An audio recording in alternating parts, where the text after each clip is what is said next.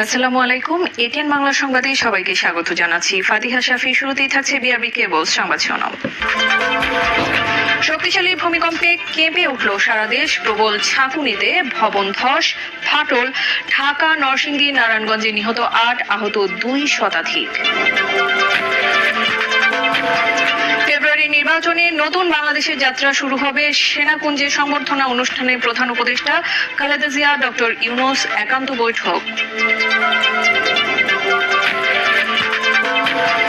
সশস্ত্র বাহিনী দিবসে শিখা অনির্বাণে রাষ্ট্রপতি ও প্রধান উপদেষ্টার শ্রদ্ধা নিবেদন। বৈষম্যহীন, শোষণমুক্ত ও কল্যাণমূলক রাষ্ট্র গড়ার অঙ্গীকার।